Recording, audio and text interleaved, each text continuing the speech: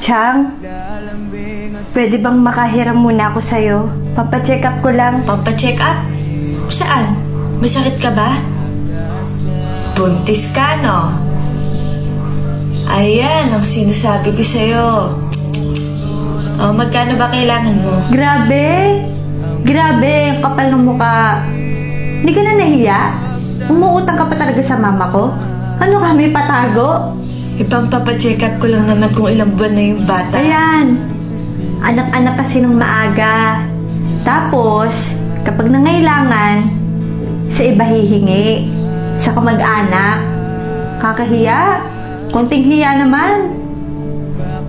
Tiyang, hayaan mo. Kapag naman nagkaroon ako ng trabaho, isasaoli ko agad yung hinihiram ko. O siya, teka. Titingnan ko dito kung meron pa ako mapapay. Ay, hindi. Walang ipapahiram sa'yo si Mama. Di ba, Ma? Pasensya ka na, Clarissa.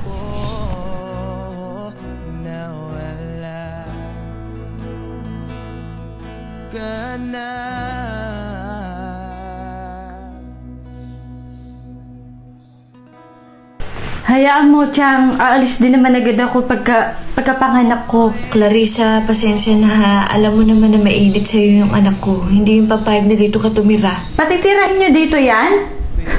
Grabe, nung nakaraan ng umutang. Ngayon, pwede naman makitira. Ang kapal. Saka umuhugot ng kakapalan ng mukha. Hoy, hindi libre pagkain dito, ha? Hindi libre tubig at kuryente. Kung dito ka titira at makikisiksik, 20-20 araw-araw. Handa naman ako magbayad ng 20-20 kung kinakailangan.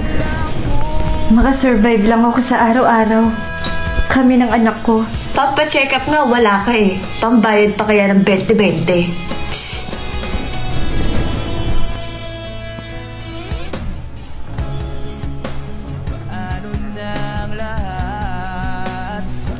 Hoy, ano nang nguya-nguya mo dyan?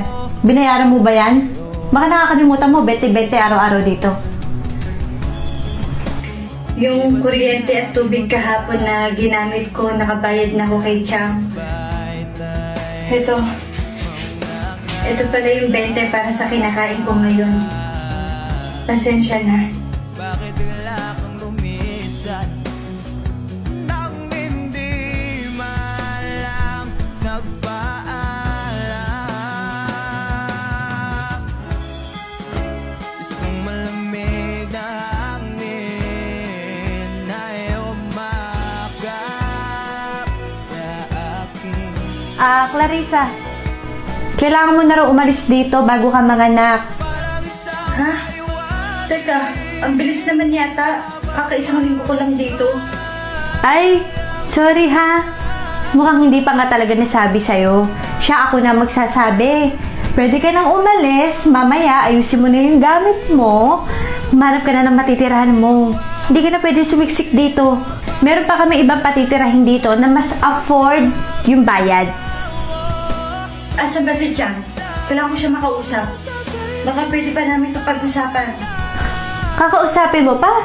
Hihintay mo pa maggabi, magdilim? Mahamog na yun kapag umalis ka. Maaga pa lang, dapat ayusin mo na yung gamit mo, umalis ka na. Hindi pwede. Hindi ako pwede basta umalis. Kailangan ko siya makausap. Tsaka, wala na ako ibang mapupuntahan.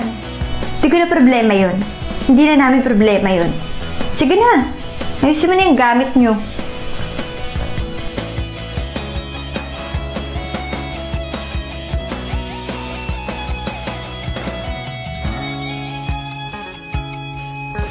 Nak, nakita mo ba si Clarissa? Kahapon pa wala. Di ba nagpaalam sa'yo, Ma? Umalis na kahapon pa. Hindi ko nga alam kung bakit eh. Ha? Akala ko dito siya hanggang sa mga anak siya.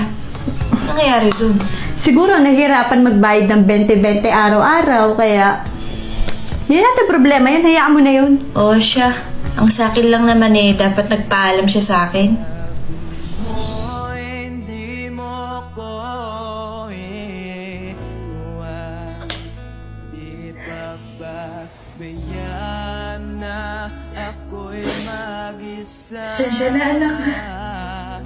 Di ba't sa Baka karaos din tayo. sabay tayong tatanda? Nakaraos din tayo. Ha? Nakaraos din tayo. Sa kabilang buhay.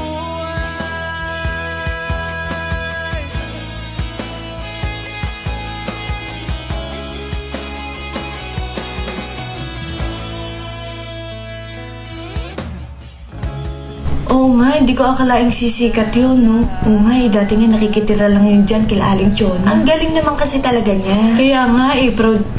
Teka lang, teka lang. Tama ba yung narinig ko? Sikat? Di ba't Sino? Sino nga ulit yung sikat? Si Clarissa, yung dati niyong pinatira dyan, tinagurian siyang queen seller dahil napakagaling niya magbenta ng kung ano-ano. Sayang no, hindi na dyan nakatira. Magpapapicture sana kami. Uy, ako din. Kapag nakita ko siyang papapicture talaga ako. hindi malang nagpaalam? Ah, Clarissa! Tanda mo pa ako? Ako to, si Isabel. Yung pinsan mo, yung tinirahan mo dati sa barangay Labas. Tanda mo? Yes, naalala kita. Isabel. Buti naman natandaan mo ako. Kala ko nakalimutan mo na ako eh. Sikat ka na ah. Congrats ha. Layo na narating mo. Parang dati lang. Nasiksik ka pa sa amin. Sorry ha, pinaalala ko pa. Wala yun. Kamusta ka ba? Ako? Okay lang. Okay naman ako. Ikaw, kamusta? Si Chang, kamusta pala? Ayun, may sakit. Tumatanda na kasi. Yun nga lang, medyo kinakapos kami eh. Baka naman may mapapahiram ka. Kahit 5,000 lang oh. Isabel, meron din kasi akong ibang pinaglalaanan. Di naman kasi porket sikat na eh, marami ng pera. Siyempre, di ba, meron din tayong mga kailangang unahin, bayaran, ganon. Masyado kasing malaki naman yung 5,000. Pero, 3,000, okay na ba? Ito naman, laki-laki kaya ng kinikita mo. Ito naman, 5,000 lang. Sisiw na sa'yo ng 5,000. Chang, pwede bang makahiram muna ako sa'yo? Pampacheck up ko lang. Grabe! Grabe, ang kapal ng mukha. Hindi ka na nahiya? Umuutang ka pa talaga sa mama ko? Ano ka, may patago? Uy, mapapahiram mo ba ako? Isabel, pasensya na ha. Yun lang talaga mapapahiram ko. Tatanggapin mo ba yung 3,000 o hindi? Kasi wala ka namang pinatago eh.